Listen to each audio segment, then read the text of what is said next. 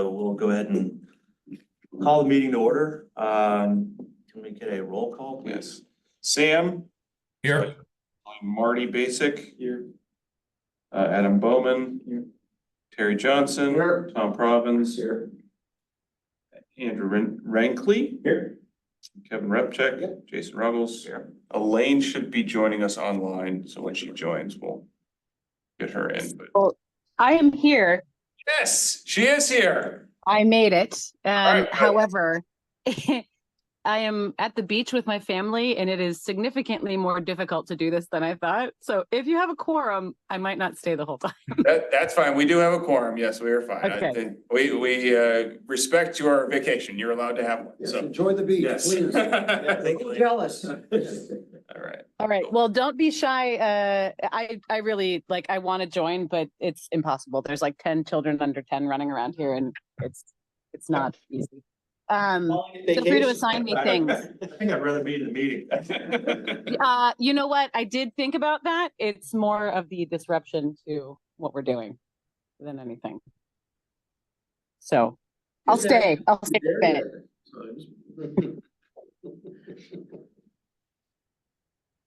All right, so I guess we'll entertain a motion to adopt the minutes from last meeting. So moved. Second. All right, there's a second, all in favor? Any opposed? Okay, the motion passes. So I guess we'll open it up to, are there any citizens, anyone else on the line, anyone from the public who wishes to comment? Don't see anybody there. Okay, There's nobody in the attendees, so we're good. all right. Well, then let's move to chairperson's report. I have nothing to report today. Okay. So Is that commission me? liaison, yes. Mostly just to mention kind of the next project coming up for the board. We have not finished the first one, but we've got another one teed up. Last night, commission talked about the electrification of our fleet, municipal fleet. And one of the things that this board is going to be tasked to do October, November is to come up with total cost of ownership. Obviously, we'll be giving you some information, but just more of as you're thinking about our agenda for the fall, that's something that, commission is looking for from the group. One, to give us some numbers, and two, really to give your thoughts. Hey, it works if X, or it doesn't work if it's Y, or whatever. This is not an attempt to lead the witnesses. This is to say, here are the numbers, here's what we're looking at, here's the cost, whatever, what do you see? One of the things I asked last night at the meeting was, what are the assumptions? To say, are we talking about, okay, we're currently using X mile per gallon, or X cost of fuel, or cost of electricity, or whatever? Because obviously we're gonna need those numbers to start doing our analysis. But mostly this is just a heads up of, hey, this topic is coming, and we're looking for a recommendation, or I don't use the word recommendation even. Advice of the board. Whatever that works out to be, your analysis, your advice, your thought process, whatever. And again, hopefully we get something back from the group by, let's say, end of this year.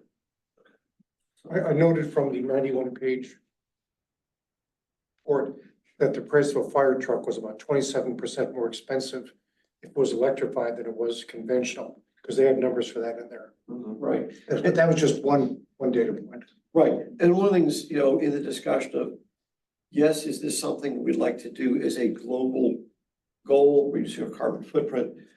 At the same time, looking at the analysis and saying, there's not necessarily gonna be everything, like for instance, for the police, I say, these vehicles have to be on standby all the time, these are pursuit vehicles, they may not be appropriate for being electrified. Right. On the other hand, you may say, well, code enforcement, what's the difference, And so that's where we're looking at, things, and one thing staff has to do is look at all the vehicles, in each of the departments.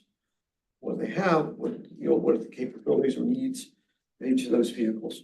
And as we move along to see, we have put in, well, commission's about to vote on, but essentially it's set up in a CIP. I don't know if the group got a copy of the CIP or not, but the CIP is our 5-year, it's kind of the outline, it's kind of one, we're required to do it by the charter, but two, to get kind of a planning tool to say, here's what we think about the next 5 years. Big projects, first year, year 5, whatever. So in 2025 is an electrification project down at Public Works. 2026 is electrification project at Academy. And the idea is creating the charging stations before buying the vehicles. Right. So those are on the list. Now, I mentioned last night at the meeting, recognizing the CIP is a guideline. There are many things the commission has to vote on as a result. It's not, when we vote on this CIP, we're just saying, yes, we accept. But it's not like, oh, here's the bill, here. Kevin probably be most, lighting the field down at Seymour was on the CIP for 8 years. Remember, this is a 5-year document, only exist every year. So my point is, it's on there, it's in many cases just, hey, think about this. Hey, we're trying to get to, hey, we'll see. And even for the manager's recommended budget, where he doesn't send anything essentially to press, if you will, until September. So he's got to say, okay, do I put it in the budget or not? Even if he puts it in the budget, is it above the line, below the line? And then commission has to make decisions. And even if commission doesn't fund something at budget time, early December, that doesn't mean something can't be funded through unassigned funds sometime in 2025. So there are many opportunities to have discussions about, do we buy, don't we buy? What is it we're buying? 4 spaces, 6 spaces, whatever. So letting you know, this is concept, this is what we want to do. And obviously, eventually we need some information from the board. And then commission will then have some decisions to make, beyond that. Are you looking more for just then like recommendation, or do you want some active participation from us? 'Cause I've done a little bit of this with our vehicles at FedEx. And then, personally, we've gone, anecdotal, but fully electric since 2019, so. I think any, Down on some of the my take is analysis or- any of that sort of information, because you've been through the process. And, this group can run the numbers. You may say, well, here are the numbers, but you may want to think about Yeah. X, Y, Z. I mean, Like you a guys fire have truck, to- for instance, it's gonna cost more, it's a big machine, but I mean, how many miles are those actually out there driving? So, it's probably not worth it, but maybe looking at the vehicles that are moving, quite a bit more, and then, yeah. So I want to add a couple of things to Commissioner Silverman's. So just to give you a scope of our vehicle inventory. We have 36 police cars. We have 10 fire vehicles, that includes fire trucks. We have 30 public works vehicles of various types, from the biggest dump trucks down to passenger vehicles. And then we have 9 other all passenger type vehicles. Of all of those vehicles, currently only one is fully electric. That's a Chevy Bolt in the parking division, currently. And we have a couple hybrids in police where they didn't really work out very well. So I believe we still have 2 of those that we're trying to phase out. They just couldn't handle the power that was drawn from all the electronics in the vehicle. That was the biggest issue with the hybrids in police. But fully electric, we only have one of those vehicles. And that's down, and then or that's the vehicle inventory. The second thing is, it's just so you kind of get the scope of where we're at. The second thing, and correct me if I'm wrong, Commissioner Silverman, is the board last night, I believe, asked not to analyze our entire fleet. That is not the request of this board. The request of this board is to give us a framework on how to analyze as those things come up to a department. So whether that is some sort of grid-based analyzing the weighted measure of, to your point, the weighted measure of number of vehicles driven, number of miles driven. How should that factor into whether we electrify something? Right? Determine total cost of ownership. To your point. Correct. Just total cost of ownership. What are we gonna buy? Right. But trying to come up with it back to the metrics to say, it's this times whatever, it's just total cost of ownership without labeling it's the fire truck or it's whatever. Yeah, so I heard that piece, but I also heard the weighted metric that how does that factor into it? Yes, total cost of ownership may be a slight bit less, but how much more do we have to do on, so kind of weighting that measure of, is it right on the line? Well, why, right? Or if it's not, if it's one way or the other, then it's making our decision for us, whether to electrify that type of vehicle. So that could be a weighted metric of, yeah, it's out there, but we'd have to do X, Y, and Z. It's a newer technology. Those trucks just came on board. And so if we talk about this in 10 years, electric fire trucks will have been out for 10 more years. So that metric will change as time goes on and those types of things. So I think it's both. I think it's two things I think were being asked last night was, how do we evaluate as they come up? Right, so on the various factors, and then how do we get to a total cost of ownership number? Vis-a-vis electric versus gas powered or Yeah. fossil fuel. And it'd be really too, it seems like it'd be cut and dry, especially with electric vehicles. Everyone thinks, instead of gas mileage, it's, well, how far can you go on a single charge? Mhm. But really, that's not, what you want to look at for total cost of ownership. You want to see how efficient it is. So like, for instance, a Chevy Volt, whatever it's called. If I remember correctly, they're like a Tesla Model 3 or a Model Y is about 2 times as efficient. So like Model 3, you can go roughly 25 miles and only use 5 kilowatt hours of energy, which what do we pay? 11 or 12 cents per kilowatt hour or something on our bill. So 25 miles, costs 55 cents, The Chevy, I think it's like. Versus the cost of a Tesla versus the cost of a Chevy. But Yeah. that's- Right. Exactly. Well, but the other thing is, that Teslas are coming down quite a bit in price, depending on the model, but. Well, I think It's not- technology, but those metrics regardless of model type, Yeah. right? So right now it's Tesla, but we know Yeah. the car industry is How definitely going efficient towards is it? how efficient is, Like. and those are the things that, Full range. right, They all, well, now the newer ones can typically get at least 300 miles on a full charge. Like, these vehicles don't need to go 300, they're not doing road trips to Kentucky or anything. And I can imagine that, think about a spreadsheet, just say, all right, Yeah. at least we have an idea, formula, whatever, and then it becomes adding in cost of vehicle cost. Because yes, vehicle cost can change from year to year.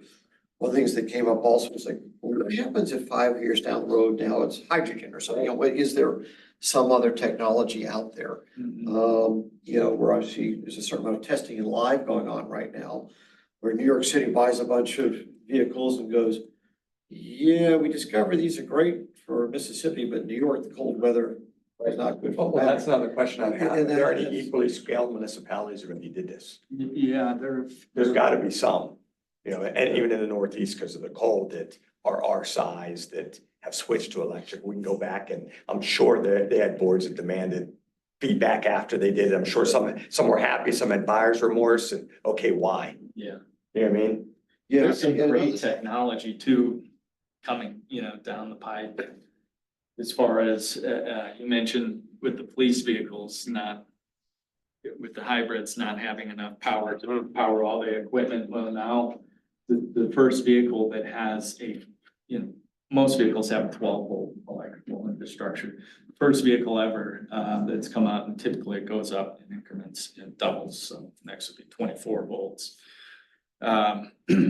First vehicle that's not 12 volt came out, it's a 48 volt electrical infrastructure. So you can have all outlets in there to plug into whatever. You also have a 240 in there, so you can Okay. plug a washer or dryer in and run it from wow. the vehicle. So it's, That should be interesting going down the road. yeah, well, the use case for that is, one, charging. So you're able to charge a vehicle like that a heck of a lot quicker, but then also you can power a lot of different things for it. You can even plug it in and use it as a home generator. Is there a spreadsheet that shows like of that many vehicles that the township owns? How many miles are put, I know police cars, they put on a gazillion miles every year on each of the ones that are patrolled. I would think the code enforcement ones probably don't do a lot of mileage, right? Yeah. I mean, does someone keep track of that? Going back to the 91 pager, it's got a list of all the vehicles in there. But is that the mile, I mean, I'm Does it just have the mile- wondering what the mileage per year It is. talks 'cause- about when they're planning on retiring. So, Right. so yes, the answer to that is yes. It's more of a touch and feel from the mechanics of telling you this car is wearing out, right? Do we have that data? Yes, we have that data. It's all kept. I mean, we don't look to trade these suckers in, we kind of run them till they're dead. They're the big cycle that we have, so they run through. So I'll give you a perfect example. The manager's vehicle, right? The manager gets it for 4 years, and that goes to a deputy chief of police for 4 years. Right. And then that car then cycles out to either administration or code enforcement or whoever needs it. But right now, I think the last iteration, it went to police admin for their travel, you know, when they go to seminars and all those different things. So, and that'll be traded out at 12 years. Yeah, so there's, I mean, because with electric, the other issue is the battery's worthless at 10. So Right. there's no trade-in value. And we get a good market for what we traded in for. So even that 12-year-old vehicle will still get 4 to 5 grand for it at the end of its useful life to us. We've done a great job cycling and having that cycle to make sure that cars are available. We're blessed as a municipality to make sure that, hey, if one's going down, one that's gonna go into out can then be repurposed because we do keep good care of our cars, so. Is there a reason why the police have 32 cars? There's only 6 cops on patrol at any time. There's like 40 members to the department, every service. Yeah, I know, but there's only 6 cars out at a time when you look at the way they staff it. Right, Probably like includes everything, like chief the and paddy deputy chief, wagon. I mean, they're. No, I know, then you throw the chief and you throw the detectives and all that kind of stuff, so maybe you come up to 16. I think you have a lot down at a given time. They don't have a shortage. Most departments run. So there's 13 lit 20% vehicles, down. 12, 13, maybe 13. At least 12 lit, fully serviceable, marked, ready to go cars at any given time. There's 6 frontline vehicles. So there's the 3 brand new ones, the newest models we have, and then the 3 prior, right? So there's the 6 and those are the ones that are on 24/7, 365. Those cars never turn off. Yeah. Unless for shift And they have a change. zillion miles by the time they're 3 years. They get about 25,000 miles a year. Yeah. Generally, they're hitting the 70,000 mark generally at minimum there. Those are rough miles, I mean, that's all local. Yeah, it's a lot of idle time. That's really it's a lot of just cars never turn off, really, in a shift. On the electric side too, do we also need to factor in if we went electric on, say, the public works and the other cars, does that change maintenance? Do we have to now factor in the cost of it maintained on site or off site, or do we retrain maintenance Great workers to question. work on that? That's correct. That's another. And that should be part of that ownership as well, to say, I mean, I don't know if there are X cost of classes to train people in this or not, but that's part of that. It's like a- Get back to total cost of ownership. Wise, how that works. It's, Not many parts, right? my annual maintenance, windshield wiper fluid. Okay, change your windshield wipers every once in a while and rotate your tires. Because even the brakes, Well, what I meant was if something does go, like they do on some electric cars, you take them back to to Tesla to fix it. yeah, Here, if something goes on one of these police cars, it goes down here and they fix it. yeah. That's what I meant. That's a whole different Yeah. thing. Yeah, I had someone tell me a story, they said the crew has to have 2 people work on it, basically if someone's underneath, goes, someone to shut everything off to get the person out. Yeah, something like more, something breaks You know, versus routine yeah. maintenance. Cause that can back, and we don't know what those costs are, so Like a back to bumper that. or something, Yeah. Mhm. Yeah, because there's no. But those are all things that I believe that even the commission mentioned last night was that needs to be part of our overall analysis. But as things come up through for cycle, we need to make sure we have a analysis that we can present to the commission as to why or why not it's not electric. I think is the end goal, right? Working backwards from there to give us staff as a tool to do that is I think what the request of this board is. Yeah, I mean, it's in the 10-year plan to say we want to try and move towards electrification. reduce the carbon footprint. You also have to say, what are the dollars involved in this sort of thing? And to the point of whatever on maintenance to say, yeah, 2 maintenance people for maintaining 2 vehicles is a lot different than 2 maintenance people for maintaining 40 vehicles. You know, amortize that cost over more vehicles. I mean, how much of that plays in as well? But right now, we just need data. And I think that's looking for the group here to say, give us some data, you know, and we go from there. It's, you know, the group said last night, it's important to say, what are you thinking? That's what we want to hear. What are you thinking? What's the report from the board coming back to us? So you think we ought to like just start a separate list, an email, like you've got, like you said, you've done some of this work in FedEx. You want to just say, all right, scratch out FedEx and put that out there as like an email for us to, and everybody says, all right, here's what I think. The points you made, you know, Terry, the stuff you said about the list of the vehicles. Let's everybody put their input and then put that back and say, all right, what are we missing here? And then we can populate it with the age of the vehicles. We can start asking about other municipalities. Obviously, if you've already been through this in a real life setting, that's more data that we don't have just hypothetical. We've got a document to go from. And maybe bring that for the next meeting and say, all right, what do we think? Yeah. Is this the right direction? Yeah, and any, Start pushing, yeah, start any filling in the blanks. requests for This is data. we can- recorded. I don't want to be stealing FedEx's proprietary. No, we're not. information. I know. I just meant, but having been through the exercise, not stealing proprietary information, but I understand what I did that was not work product, but my ideas. And things like that, yes. Yes. The other things to consider with the, you know, looking at miles driven, vehicles, average daily miles, but also if there's a way to get at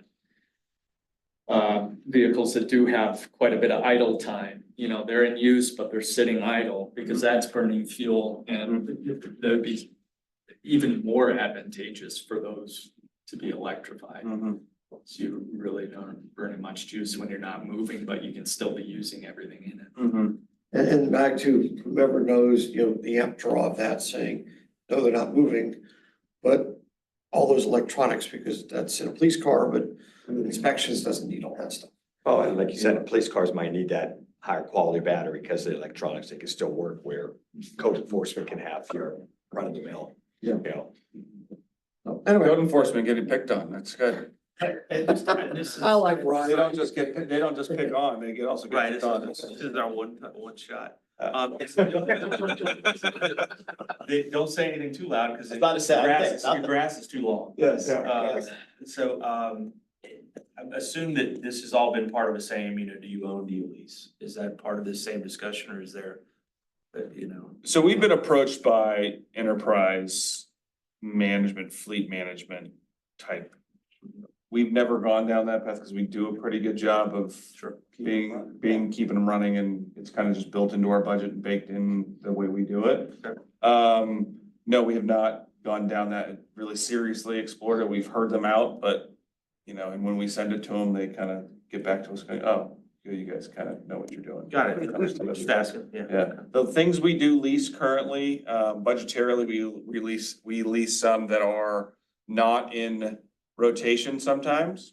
We have that option just in case it's a tighter budget year, but then some years I've recommended, let's forego the lease, let's not pay that extra couple $1,000 and we can just afford it. Especially when interest rates were down, you know, 6-7 years ago, I said, we got the cash, we'll just do it and avoid that. We're also the bigger vehicle, big trucks. Whereas we're not thinking so much about, you know, the chief's SUV, but we're talking about buying a new snowplow. Yes, That yeah. changed some of the equation too. Yeah, so in the things we do lease currently that are on a rotational lease, that we have really seen success with are our front end loader. We've leased that at a 7-year mark because it's a non-rotational, but we're making it rotational by lease value. In that we're getting a brand new front end loader every 7 years and reselling the old one for, I think the last one we got over $100,000 for what we had. So we're recycling, you know, we're getting right where we're at, we're just paying the lease payments, Yep. you know, and we lease it for 7 years, we own it at the end of the lease. So we buy it over time and then it's not a huge budgetary impact and we're getting a brand new, it's a piece of equipment that's used every day. Yeah, right? Leaf collection to snow removal to, sewers, that doesn't matter. We're always using it. The other is the forestry bucket truck is the other one, just because it's a specialized piece of equipment. That we do that gets beat up. We make sure that at the 7-year mark, we're giving our guys that are up in trees the best equipment we can and, so on and so forth. So those are the two that we lease currently. There's no others that we routinely do right now. We have in the past, but not currently. We recently get a new street line painter. It is, that's a contract. That is not, we do not do I that got in-house. excited about that. It's everywhere now, huh? Yeah. Well, I noticed this year it is a little better than it was last year. Yeah, Are you talking about middle lines or are you talking about crosswalk lines? Like the middle lines. Yeah, so it was it's the same company. Same but company, all right. They just might have had a Maybe they- better person. Maybe fewer beers this year. Uh, Last year I was like, I also think that it didn't rain. yeah. A lot of times when it doesn't rain, if you notice it, I actually noticed it on our crosswalks, our guys do that in-house. They are stark white this year because we hadn't had any rain, the pavement was dry, Yeah. it got time to cure, like it looks great. It kind of popped, yeah. It popped, so I think sometimes there are some environmental factors, but I do agree that they do look more fluorescent, for lack of a better term. The commission does look at stuff like that to say, should we buy the vehicle or just continue to go through contract? If that, obviously it's contract, but that discussion comes up periodically, do we or don't we? So, yeah, that was my big announcement for the group, so there you are. all right, Andrew, My coverage will be under new business, so. all right, We'll go from there. any other old business we need to cover? Outstanding items? Well, thank you for sending the bond information. Yes, yeah, so that's new business as we get to that, yeah. So, All right, let's move on to 7. yeah, so A and B, so A being the documentation I provided to the board. One was our debt capacity, and one was our EIT trends. So the EIT trends is kind of more the simple of the two. The EIT trends is something I provide to the commission every year at a quarter mark. You got year-end marks, so you are comparing full years in what I sent you.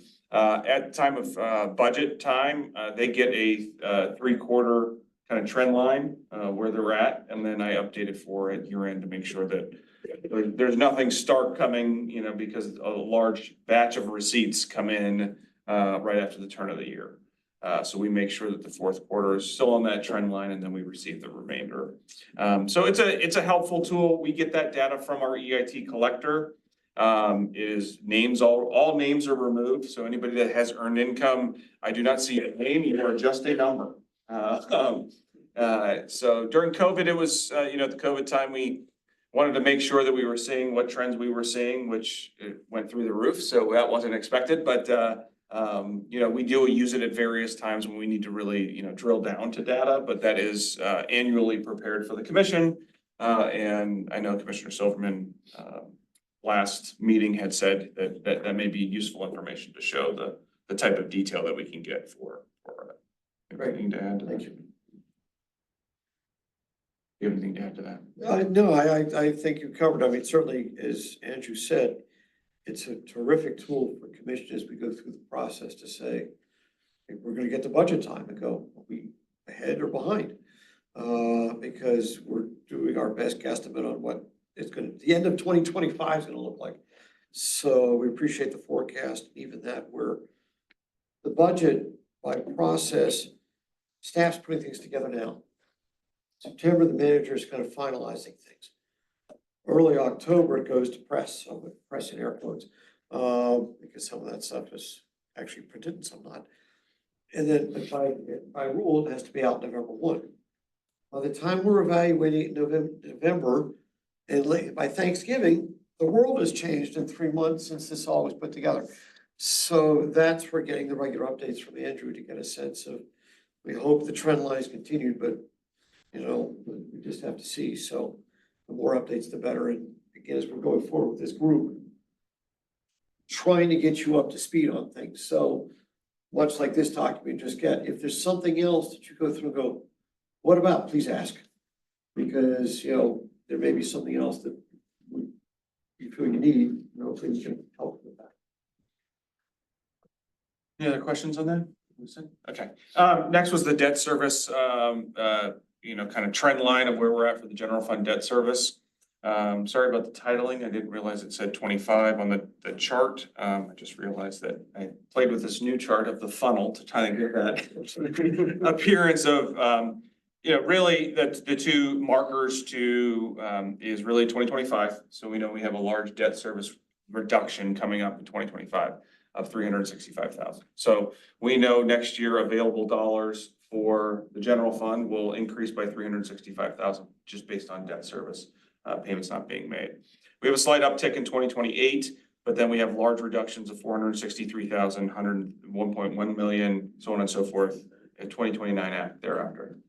So I did not print that, Mm-hmm. and we're not showing it on the screen. Yeah, I Can you can't put that get up there? to it here. It's not that- Yes. Happy to share. Thank you. So sorry about that. So, but just suffice it to say, what was stated at the last meeting in June is that we know some debt windows are falling off. How do we fill those buckets back up? Do we go out for additional debt service? I think that answer is yes. I think there are some projects out there that we had mentioned last meeting, but we wanted to show you kind of in the debt service capacity that when we do, as my recommendation was, go to a financial advisor to help us with these large scale bond issues and have them meet with the financial management board, that this is the scope of what we're trying to fit into moving forward.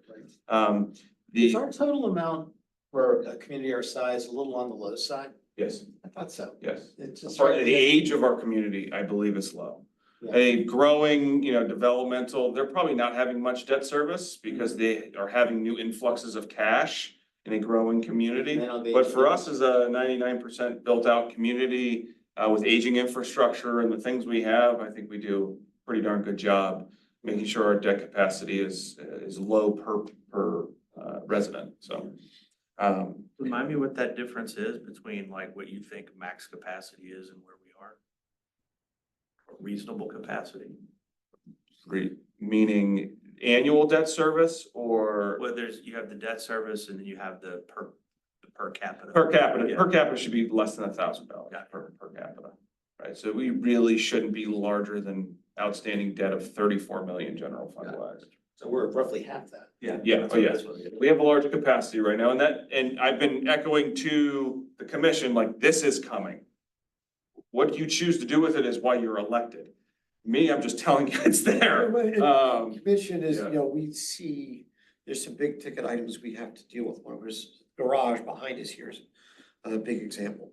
That we know there's Let's stuff. put a pin in that one for just a second, but yes. Yeah, my point is just, without going to specific projects, we know these. I look at the municipalities, it's like owning a house. Sometimes you just it's a roof, it's the air conditioning, it's the boiler, whatever you have to do. That's what it's like here. And so we know there are projects coming up that are big ticket items we're just gonna have to address. And how we do it, we expect we'll do some bond funding. Conceptually, what that exact number is, don't know yet, but the bills are there. We need to do it. These are long-term projects. Let's see how it all comes together. And the reason I just to say to put a pin in it is because the other part of this is that what you don't see is there's no parking debt. Right, the specific parking fund, there's negligible debt. I think they have 85,000 left. Of all the stuff since we absorbed them in 2012. So the debt, there is no debt on those books anymore.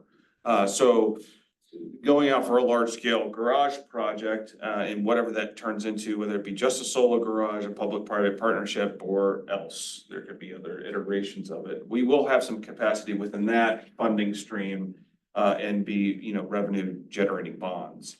They may not be general obligation. We may go down that route because it is cheaper cost of borrowing, but we could also go down the revenue bonds that the parking fund will specifically be paying that back. So we're in both funds, debt wise, we are ready to go. In addition, we also have the consent order, which is not sexy to talk about, okay?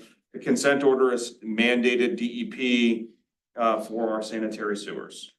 And we have some large-scale projects most likely coming in the next couple of years. We're fortunate that we have been saving for this for years, and we're ready. There may be some small-scale debt issuance for that funding stream, but we have a large cash reserve ready to go to complete these projects. So there's some projects down on Banksville, with some relocation of lines, and there's other trunk lines that we need to, or other main lines that we need to get taken care of. In addition, we also have some other things with the consent order coming down the pike, so that if we need it to get to the gold line standard is what they call it, and I won't bore you with all that. You can go back and watch the commission meetings of Gateway presenting that. But to get to that gold line standard, we do have a cash reserve ready to go to complete these projects.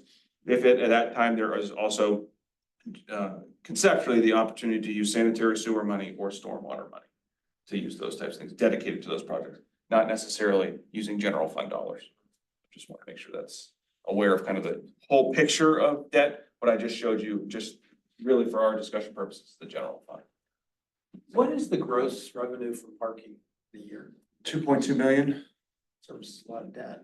It does. Okay. So and that's all parking receipts. So that's rental for La Pompane and East End Brewing, and you know, it includes that. It includes, you know, tickets, permits, you name it. It includes it all. So. Any other questions on that? All right, so that being said, the other item on the agenda this evening was to review your first capital improvement plan that I sent a link to. So I do have that up here for you. I'm gonna share the screen, Elaine. Just kept saying CIP, you know, we speak and that's it. It's, you know, we're guilty of that, and please, if you don't know what the initials are, ask. So the capital improvement plan is developed by our planning office. This used to be a report generally coming from my office. When I first started 10 years ago, there was an impetus. One of my first goals 10 years ago was make this line up with our recently adopted comprehensive plan. So there's a 10-year mandated comprehensive plan for our community that's mandated that we have to do, right? And so in 2013, when I started, it was how do I put this document, which is a longer range planning document, to align them with the goals of that comprehensive plan? How do you do that? So I started that plot process. And what I found was, in the end, the planner has to update all the comprehensive plan. And it just made sense to dovetail them both together, that it comes from their office with our advice. So this is a document that is now produced by the planning office with Ian McMeans, the planner, and the Greg Wharton, his assistant. So it comes from their office and those types of things. Now, we have multiple meetings, we're involved, but you know, it does come from their office, so credit is due to them. How we use this document, Steve kind of went into that a little bit, of the way we use it to then prep us for the budget. But if there's any specific questions you have on it, for the capital improvement plan, there is a presentation to the commission in October as well. We do present this before our budget so that they're prepped and ready to go and primed for when we discuss about current capital items and those types of things. But the items I would like to bring to you is kind of putting it all together is on page 15. So this is a schedule we put together that gives the commission and residents, whomever is looking at it, which is this page 15. So let me see if I can make this a little bigger here. So this is kind of the new debt horizon. So these are the projects that we would consider debt worthy. So like things we don't put on here is our road program. That's never going to debt. It's actually by ordinance cannot go to debt, but it's not on this listing, right? Our EPA consent order, our stormwater management, that's not on here. It's those projects that we could conceptually say, hey, that could go out for a bond issue, right? And be part of a debt issuance and encapsulate that, those projects. So just to give you an idea of the kind of projects that we're looking at, they're up on the screen here, but things that we've talked about, that Commissioner Silver has mentioned, and maybe we mentioned in June as well. Or the Clint Seymour field lighting, which is the fourth item down, right? So that's on our horizon, right? But is it intermediate? Yeah, it's a couple years out. It's not near, right? Near meaning within the next year or two, intermediate meaning more 3 to 5 years or maybe even longer that we do that. So, you know, because we know that a capital improvement plan, not everything gets funded within a 5-year span. Not everything, not all, 18 million cumulatively here, 19 million that's shown here is going to be funded in the next 5 years. We know it's not, just doesn't happen. If we had all the money in the world, maybe we would, but we don't. So that's where we have it. So these are the things of priorities where we're at. So any questions on that, please feel free to reach out to us. If you have any questions this evening, we can talk about it. But that's generally how we use it for as we move forward for debt issuances. In those times when bond rates were lower and it was advanced refundings and refundings were really primed and ready to go.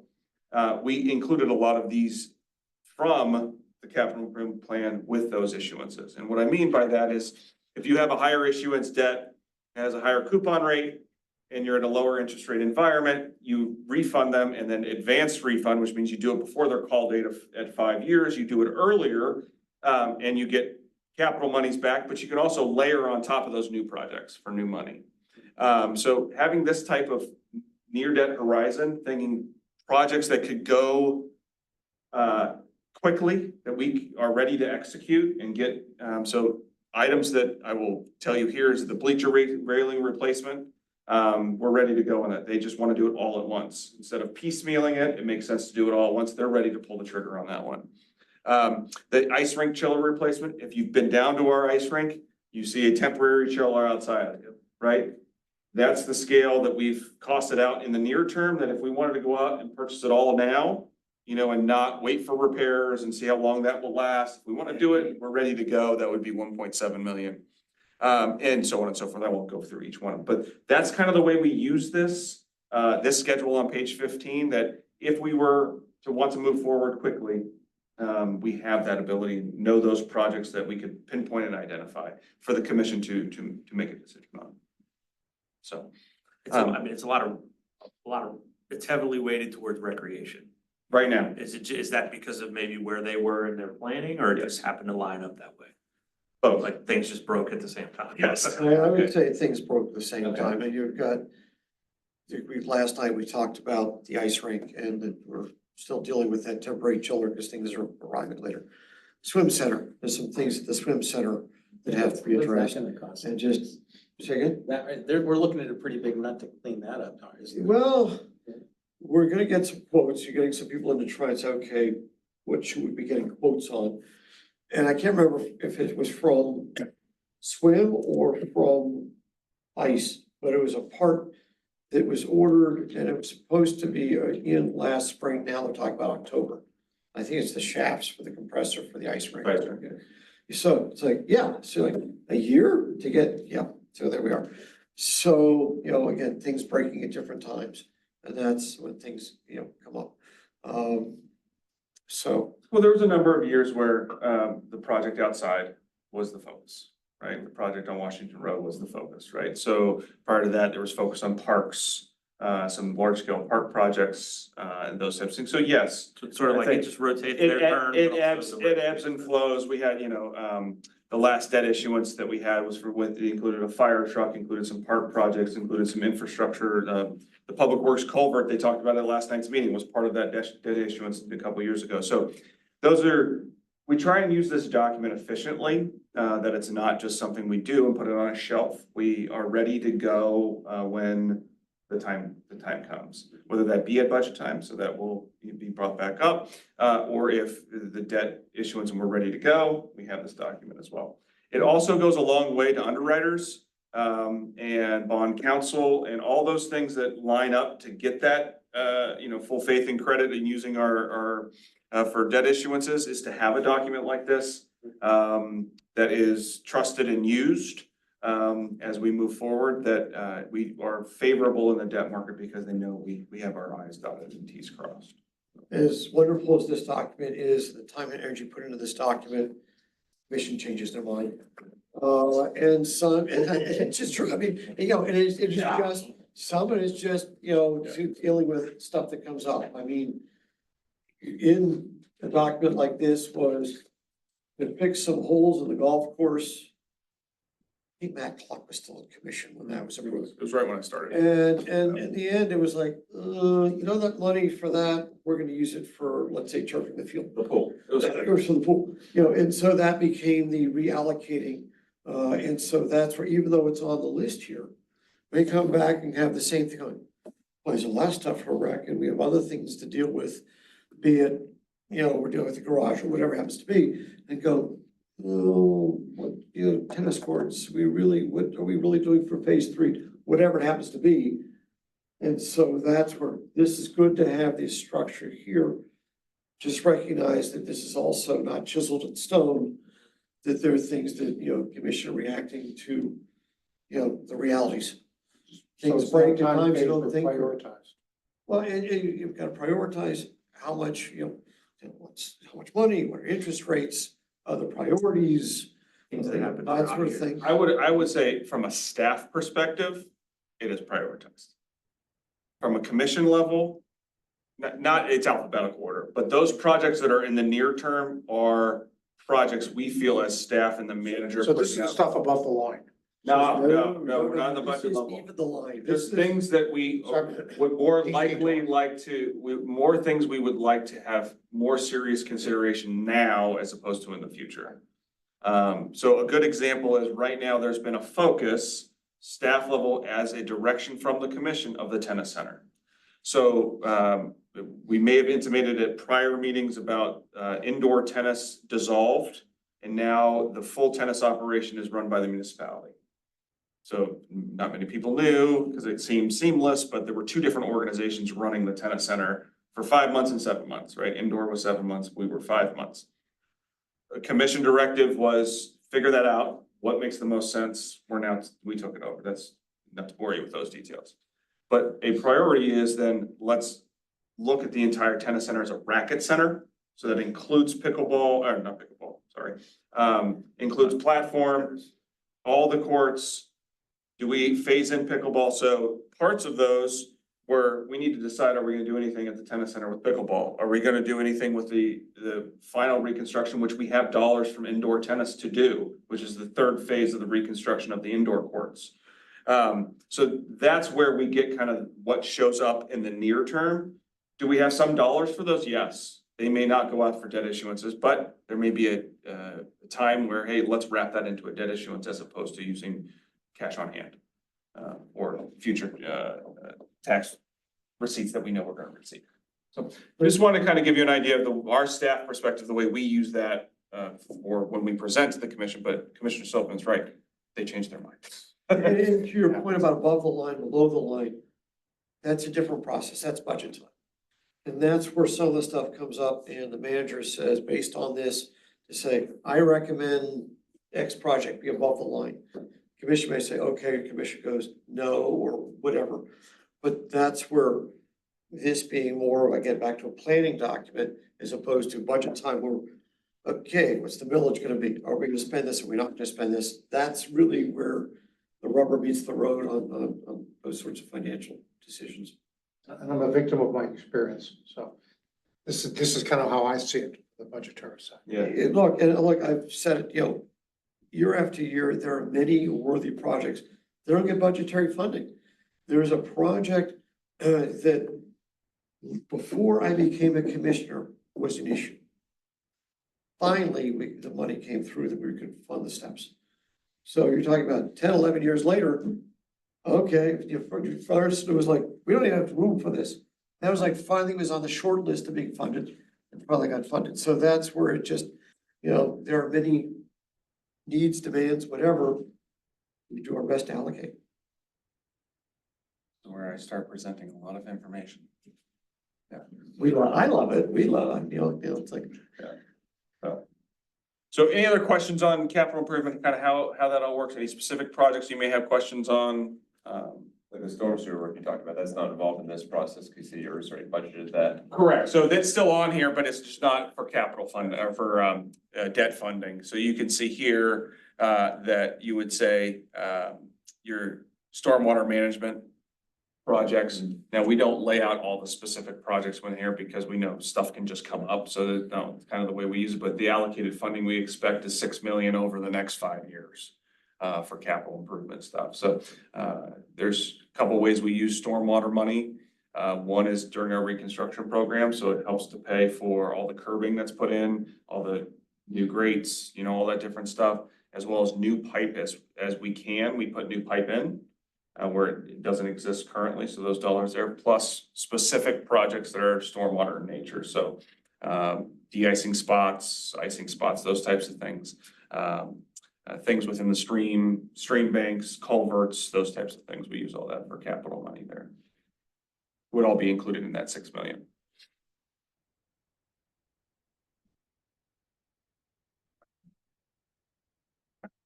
If we get further along in the year, my suggestion is we'll get to November. We'll walk you through the budget process at that time. So you're talking about I gotta have a 5th budget meeting? Yeah. Why don't we just? Oh, you love them. Just go to the meeting, you're already having it. It's Yeah, open. yeah, that's right. Well, I mean, one is you are open to the public, whatever. I feel like giving you some walkthrough to say, here it is, any questions, that kind of thing. I would argue you're going to be a more interested audience, you know, because of the financial aspect. And again, right now you're drinking out of the informational fire hose. You know, this is giving you some of that basis to go, oh, now I get a sense of how process works. I'm not trying to be a jerk about it, just I've done this 10 times. You're going through this relatively new. So I always put it on at our meeting in December and do it like old school, like when you were in class, they put a video on. Yeah. Put your head down. I'm listening, you're gonna have the old projector. That's right. In the back. Yeah, one of those screens, yes. Then we'll get out the overhead projector, it's all good, yes, we'll do it all. Do the slides. Any other new business that's not on the agenda? That was the two. Yeah. Main items. So what I heard from you this evening is we are going to get some informational from you guys about, why isn't this exiting? Go ahead. Yeah, we'll circulate what the, I guess, a general framework for that evaluation criteria. Yeah. Based on particular learnings, as well as, it seems like everybody's got a few different thoughts. So try to put that together in a spreadsheet that we can have hopefully by next meeting and say, all right, this is where we're thinking. Maybe there's even some data points. And then we can populate that with specific information from the fleet or any other learnings. And I think maybe there is I don't know, like an ad hoc meeting, like you said, to review. I'm thinking that your point about other municipalities. Yeah, there's other There's a way to gotta find that out. ones I on mean, the same scale as obviously, us. Google can lead you so far, but certainly there's gotta be other ways to Yeah. find these things. And that, and I would argue, look at both the successes and failures. Absolutely. That's what I said. So I'm gonna say, I had someone say, have you seen the Port Authority? They park all the battery powered buses next to the fence. I'm like, why? What did they do wrong? What can we do better? You know, but you know, that's that whole, you know, and you've been through it, you know, to say, well, this worked, that didn't work. Or this is where we stubbed our whatever. You know, let's not reinvent the wheel here. yeah, with my network being able to go out to different government finance areas, what I'd request is maybe at the next meeting, one of the goal settings would be, what would that framework be for me to reach out to them? Or say, hey, do you mind filling, if you've electrified your fleet or are going down that path, here are some questions, if you don't mind answering, you know, what did you evaluate, whatever we decide as a board, you would like us to ask, and then we can kind of get a survey going from different, you know, municipalities that choose to answer. Being a government, other governments have to put their stuff public. Yeah, yeah, well, and I mean, so. and well, and I think too, there's generally, if you do it, they will come. Like we're kind of, Some of these. we're an incestuous group where we want, you know, let's not repeat it, you know, like, do not repeat this, do not go through the meetings that I had to go through. Copy everything, take it. Right there, that way. So that could be one item. I will say that anything that's replied to back, I'm gonna probably create a SharePoint page within our SharePoint site to dump that data. And as we start, tagging things of creating a spreadsheet or anything like that, we can tag that with that SharePoint page. So I'll put that as a link within the hero box on the front for that specific there. So when you go to the site, Terry, you're looking at me like I have 5 eyebrows. There will be a box that says electrification, I'll call it electrification, vehicle electrification. You click on that, it's gonna take you to all the stuff we're talking about, copy and paste emails and those types of things, kind of make it pretty. And then, Don't worry, I'm not the most tech savvy. He's put up with that, so if anybody needs help. Doesn't like it, but he puts up with the remedial student here. he likes things. That's that next order of business, getting away with paper, doing away with paper. So you'd be out. I would be out, if we do it with paper, I'm out. And I noticed that we don't have like 10 copies of everything printed. I assumed that was something that changed between the last meeting. Yes, it has. So you're starting to get on board with that I send everything out and we all have enough electronic areas. If anybody wants it printed, please feel free to reach out. But Okay. So we have the next meeting, what is that, September 11th? Is that right? Yep, September 11th. Okay. So, Any issues or challenges with that meeting, day or time? everybody's response to the poll works pretty well. Yeah, all right, is there a motion to adjourn the meeting? Adjourn. Second. Yeah, all in favor? Any opposed? No. The meeting is adjourned. All right. Thanks, Sam. Thanks, Elaine, if you're still there. 55. we made Back it. to the kids. Yeah, man,